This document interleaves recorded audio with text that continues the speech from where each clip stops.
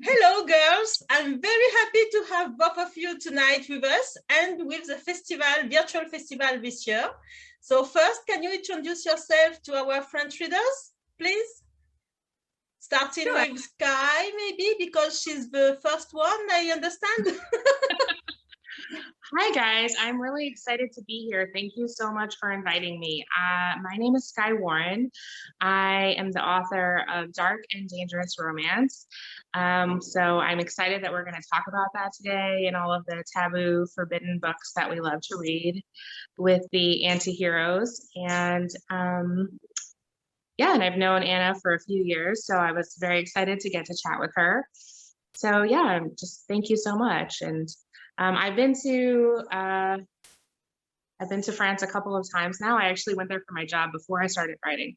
When I worked in tech, we worked with a French company, so I would visit there. And now I've also been there for signings, so I love it. But I have not yet learned French, which is sad for me. And my name is Anna Zaires. I actually dabble in a couple of different genres. So probably the one you know me for best is dark romance, the Twist Me trilogy. And I have also written sci-fi romance with a slightly darker tint. That's the Cunard Chronicles. And I've ventured into lighter romance, Wall Street Titan. And my husband and I now collaborate on a new pen name, Misha Bell, which is just full on like light and funny romance. So really I write kind of across the board.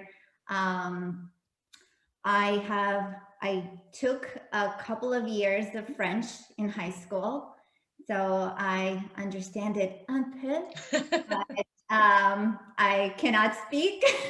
I'm terrible. My French accent is terrible. So please excuse me if I, mispronounce any words that I attempt to say in French. And I did spend a couple of months in Paris when I was in my last year of college. It was a study abroad. And again, I have picked up just very minimal French when I was there, but I loved the time. It was one of, my most memorable experiences of my life. So that's. Are you planning to come back one day in France? I know, Skye, you will be there next year. Yes, that's actually my first event that I have planned after the pandemic is the Rare signing in April of 2022. So very excited for that. And you, Anna? I would love to, but at this time, like everything's so up in the air with. Not this year. Definitely not this year. Yes. Not this year. But yes, in general, at some point in the next few years, I would love to come to France. Okay. Well, maybe we will be able to meet then. Yes, I look forward to it. Yes. So we are here tonight to talk mostly about dark romance. So my first question would be, what is your definition of dark romance, and are there elements which are obligatory, like a happy end, maybe, for example? Yeah, I think it's definitely evolved since the time that I've been writing. You know, when I first published my books, there wasn't, in fact, dark romance wasn't really a term. They just called it dark erotica, actually, which was a little bit misleading because the books that I love to write and the books that we love do have a happy ending. So it really was a romance. But I think they usually have an anti-hero. A few of them have an anti-heroine. So some element of the forbidden, of the dark. But I think to me, the definition is pretty broad because a lot of people, like to push the envelope, and I love to see something new and surprising. So a lot of people think, like, one of my first dark romances was Wanderlust, and that has kidnapping. And so that's really typical of a dark romance. But I think there's way more that still is classified as dark romance, things that are like in the mafia space, or like a billionaire who's very mysterious and has some like underground dealings, things like that. What do you think, Anna? Yeah, I would say, I would completely agree with that. I think the term dark romance is really broad these days. And it especially applies to kind of like modern day romance that's, you know, edgy, forbidden. You know, generally the guy is not a good guy, you know, he might have some criminal dealings. There may or may not be, you know, elements of dubious consent, you know, that depends. Often there's some hint of it, but not necessarily. But what I think is like the front runner of this genre is actually the bodice rippers of the 1980s. You know, those I think are the original dark romance novels. They were very popular, you know, Gianna Lindsay, all those, they were very popular in the 80s and early 90s. And I think, I can't speak for Skye, but for me, I actually grew up reading those. Those were kind of my original inspiration. And then of course they fell out of favor. They were very politically incorrect. And I think dark romance, the modern day dark romance, is kind of like a resurrection of that genre, but modernized. That's kind of how I think about it.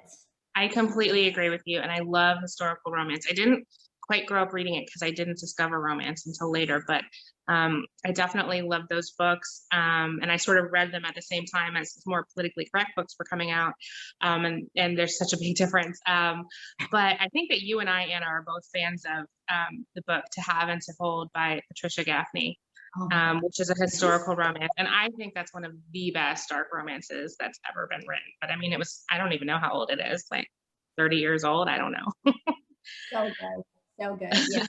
Yes. One of my favorites.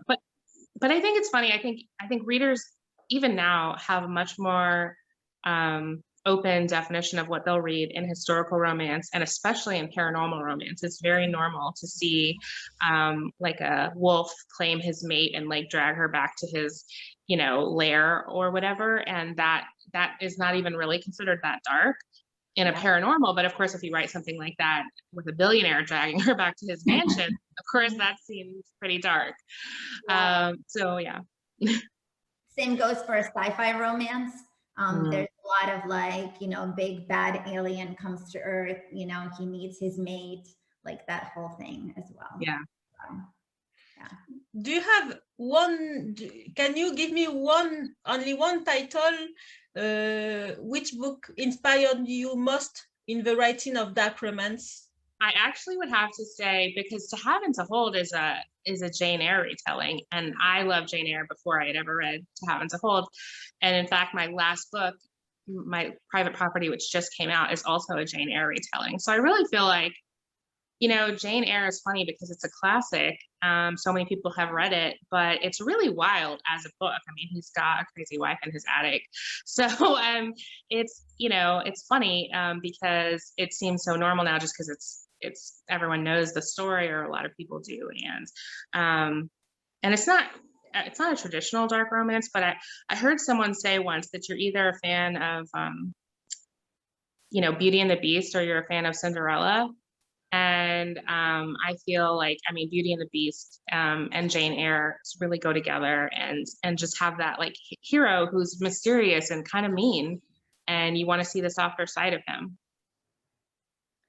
Yeah, and in fact, it's funny you mentioned Beauty and the Beast. That was, you know, my favorite Disney movie of all time. I'm actually originally from Russia. I moved to the United States when I was 11.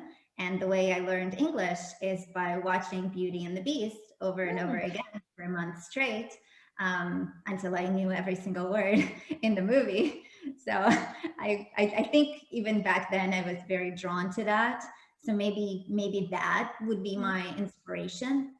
But honestly, I think it's like so many different books. I mean, all the 80s, you know, bodice rippers that I read. But, you know, even before that, you know, to be honest, I feel like I've always been drawn to like the darker side of romance, the darker side of love. It's always fascinated me. I remember like when I was like a child, you know, reading about like alien abductions and being like, oh my God, what if it's like a handsome alien, you know? Like I'm talking like 5 or 6 years old, you know? Like, I definitely didn't know anything about romance, but just the concept of, kind of, I guess, being kidnapped, being transported somewhere against your will, but in a way that is exciting and thrilling as opposed to just, awful and terrifying. I think that's kind of always been the appeal. Okay, thank you. So you are both pioneers of dark romance. Well, first I thought it was Anna, because I knew Anna before Skye, but I know why, because Anna has been translated her books for a few years now, and Skye, you just started very slow. Yes. So that's why I made this mistake. So Anna corrected me and said, no, that's Skye. So you are both pioneers of dark romance. And how do you feel about the success of the genres of this genre? And French writers also write dark romance now.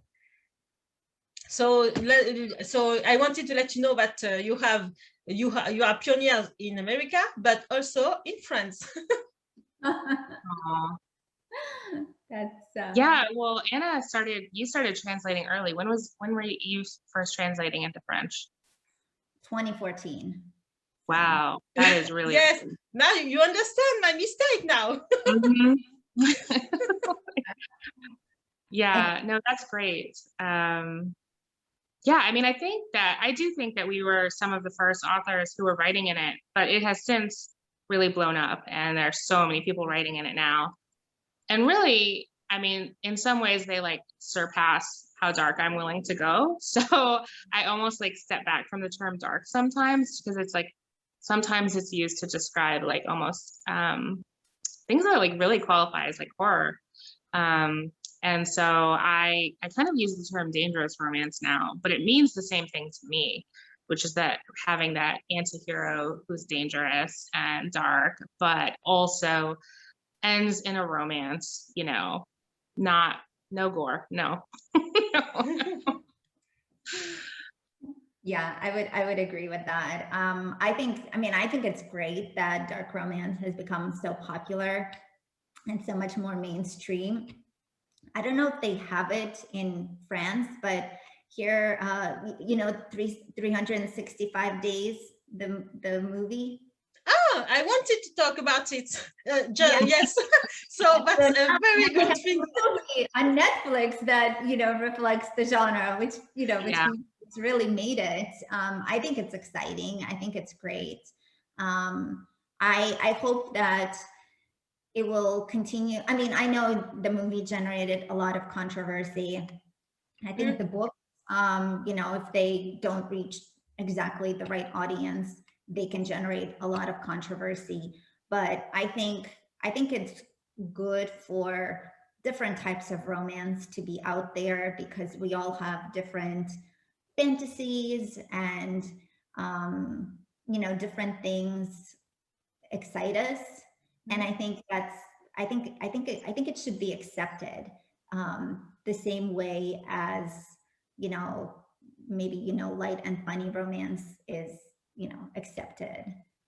So and the same way that, that Twilight is accepted, or, and the way that it's accepted in like, a science fiction book or a paranormal book, it's still not right when it's an alien, but we enjoy reading it or watching it. So therefore, it's fiction. I remember it was many years ago, maybe it was 2014 or 15. And I ended up being in a room with the movie producer, and she was just like, she was not into the idea of dark romance. She was like, what is this, teaching our children? And I'm like, wait, I mean, my books are not for children. This movie would not be for children. It's not teaching children anything, because they don't need to be watching it. Yeah. So, we're very adults only around here. Okay. So did you see the movie or read the book, or no, didn't at all? Oh, I think you saw the movie, right, Anna? I think. saw the movie. Yeah, I love the movie. The movie Okay. I haven't read the book yet. It's on my to-read list, but yeah, I believe the English translation just recently came out, so I haven't had a chance to read it yet, but I'm very excited because the movie was great. Okay. And you, Skye, did you see the movie? No, I didn't, but I did watch Bridgerton, which I really love. And yes, Bridgerton. Okay. We can talk about Bridgerton too, you know? Well, you know, Bridgerton had a really controversial scene as well with the conception at the end. It's a little bit of a spoiler, but yes. It had a very controversial scene. And when I mean, so the book itself has been, you know, criticized for that. And it was written many years ago. So I wondered when they were making Netflix if they would take out that scene, but they didn't. And so that was, I mean, really interesting that Shonda Rhimes decided to really show like that flawed side of the character. So Anna, I saw your reaction.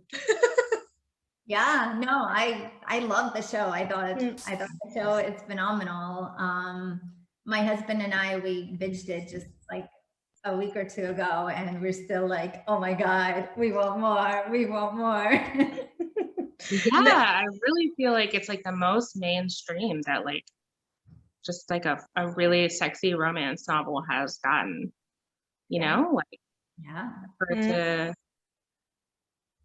yeah, because I mean, even I think 50 Shades, I think it reached a lot of people who had already read it versus I think Bridgerton is sort of bringing in this wave of people who are like, wait, historical romance can be sexy? Like, do you agree when I say that you both chose dark romance because it allows you to explore ideas which other types of romance would exclude? yeah, I mean, I think one of the ways that I love to, you know, like I still love to read. And a lot of times I'll read books that aren't dark. And so there'll be this villain who's very compelling in the book. And I'll think to myself, you know, and so the villain in a regular romance has to lose, right? But I will think to myself, you know, what is that villain's story? And what if he was actually the hero of this book? What would that be like? Yeah. What do you think, Anna? Yeah, I completely agree. I mean, I remember watching Bram Stoker's Dracula, you know, with Winona Ryder and all that. And I was rooting so hard for Dracula, you know, it's, I wanted him to win. I'm like, why is her like puny little weakling fiance, you know, the one who's winning here? That's not right. That Dracula is so much more interesting and compelling.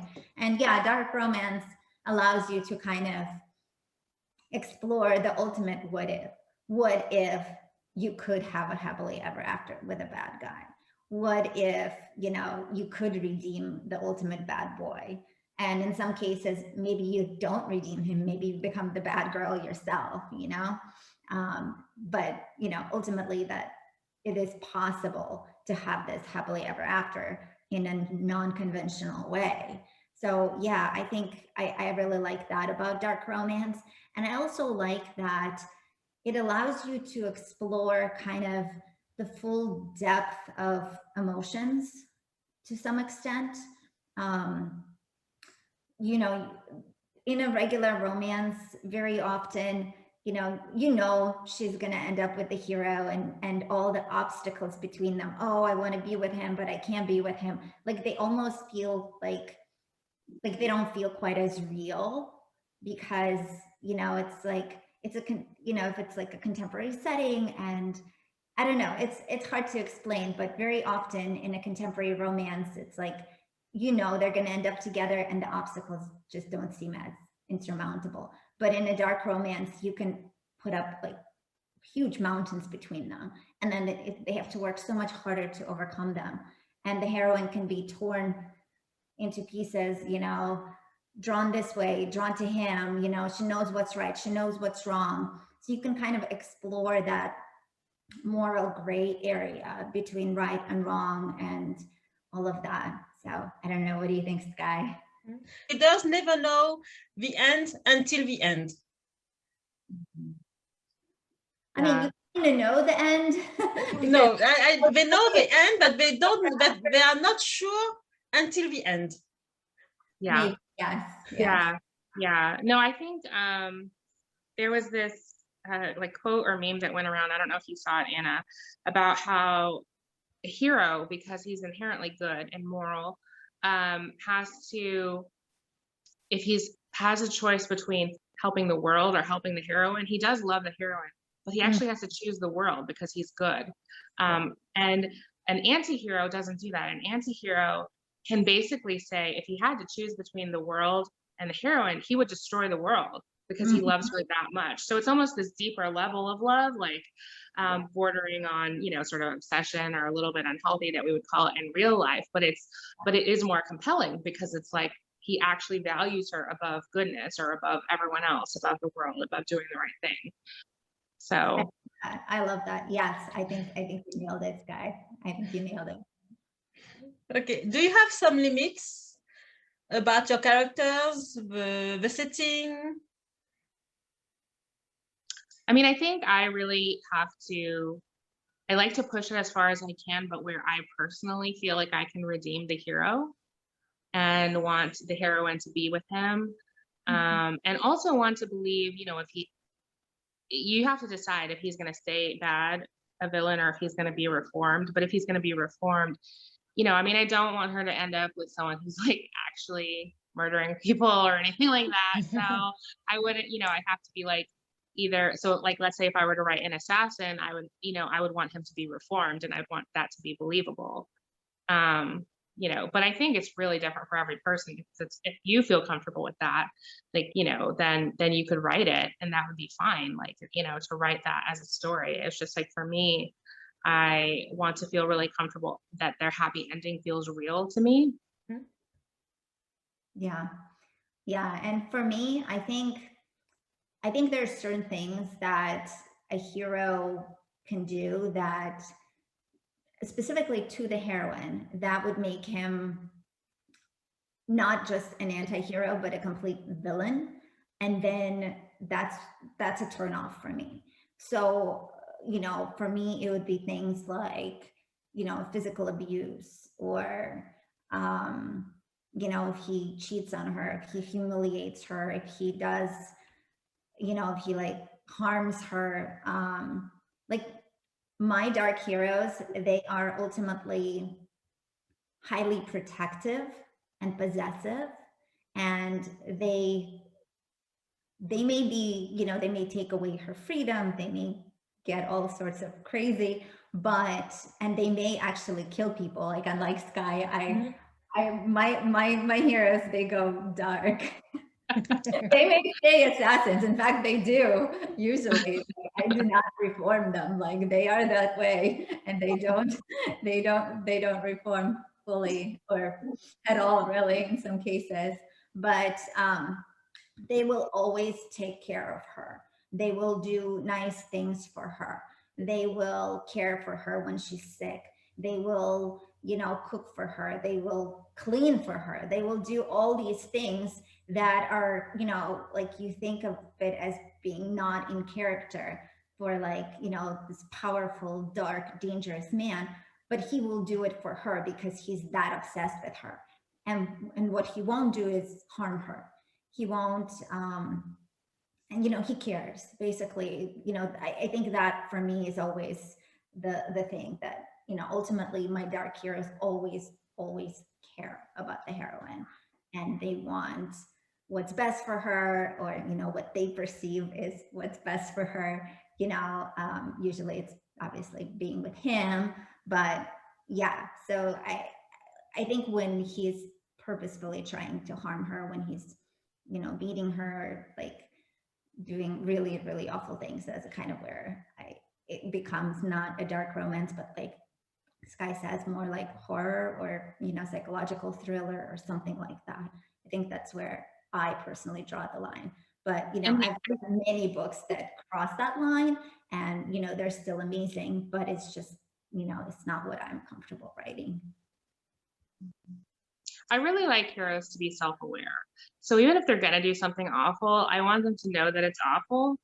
And not, you know, like I've read a few books that really aren't even considered dark, but where I would say the hero is like gaslighting the heroine, like, oh, that wasn't so bad, you're overreacting. And then I'm like, no, I can't read this. You're just a jerk. But he really wasn't even that dark, you know. I need them to be self-aware. Like, I am crossing this moral line, but I am doing it because X, because I'm getting revenge, or because I'm obsessed with you, or because, you know, whatever. There's, you know, so that's kind of a small thing, but I think about it when I'm writing a lot. Okay, thank you so much. So we will finish this Zoom meeting with your books. So Skye, you wanted to talk about Le Club Grand. I don't know, Grand or Grand in French, and Prisonnier. Yeah, no, that is the first series that I have translated into French, and I'm really excited about it. Like, the entire series is available, and the first book, which is Tough Love, is, and it's free. It's like a prologue novella. So if you like to read in French, you can download that and start reading it. And then I also have Prisoner and Hostage are other dark romances that are out with Anna's company. I don't know if we're saying that. Yes. Great publications. We're very, very excited to be bringing Skye's books to the French market. Well, it's Skye and Annika Martin. That's the co-written trilogy duet of theirs. So yeah. Can I just say real quick that I'm a huge Skye Warren fan. Like before I was writing, I was a Skye Warren fan. So. Anna, so I know we are here to talk about dark romance, I know, but you wanted to talk about your new series, and it's different, but I don't see any problem because we have your books in French. I actually have all my books out in French. Yes. So, except for my new one that's coming out. But I think actually that's going to be coming out in French also in a couple of months. So my entire catalog is available in French. But yeah, my latest series that came out in French is The Wall Street Titan. I don't know how to say it in French. Le Colosse de Wall Street. Yes, Le Colosse. Yes, exactly. So it's a duet. It's my lighter, funnier kind of venture into romantic comedy. There's still kind of that hero who's a little bit, a little dark, even though the book has many funny moments. My hero is still, a little dark, a little jealous, possessive, like he's a little bit of a stalker. So I didn't quite manage to do, completely light. But yeah, so that duet is now available in French, and it's done surprisingly well. I was very surprised to have it be received so well. I think it was actually better received in France than in some of the other markets. Oh, okay. Yeah, it's great. So I'm really happy about that. But yeah, my newest duet is dark. It's called book 1 is Devil's Lair, book 2 is Angel's Cage. And those of you who follow me on Facebook probably seen all the posts and teasers that's coming out in English. Next week, book 1, and then late May, book 2, and it's going to be coming to the French market later this year as well. So, okay. Thank you so much. If you want to say something else, we have 5 minutes. So feel free to say what you want to readers, to French readers, everything, to everybody. Well, I was going to say actually that I think nannies are going to be, like, a nanny romance is going to be hot, because my last book, Private Property, which just came out, is a nanny romance, and then Anna's book is a nanny romance. Yours is going to be darker than mine, but yeah, so I think that's going to be really hot, and I hope you guys will check out both Private Property and Devil's Lair. And then I really hope that if you are living in France, and that I can see you guys at the Rare signing in April of 2022, because I am flying there. It's like going to be the first time I'm going to be around people in like a year and a half, probably. I don't even know. And so, so I'm really excited about that. And I'm hoping that people will come to my table and, give me a hug when we're all vaccinated. So, yeah. Thank you. Anna, did you want to say something? Thank you. I just wanted to thank you, and I just wanted to thank, our French readers. We love you, my husband and I, and through our company, Grey Eagle, we've been bringing you a lot of publications that aren't just mine, but that are books that I personally have read and loved, like Skye's. So yeah, I love the French market. I love the French readers. My entire catalog is available there, and I'm doing my best to bring, even more books to you guys, and to release all my, future publications in French as quickly as possible, right after the English ones. So. Okay, thank you so much. I was very happy to have both of you, and I think readers will be very happy to have you with us this year at this virtual festival. So thank you for coming, and I will see you next year, maybe both or just Skye. Thank you so much. Thank you. Thank you. Bye-bye. Bye.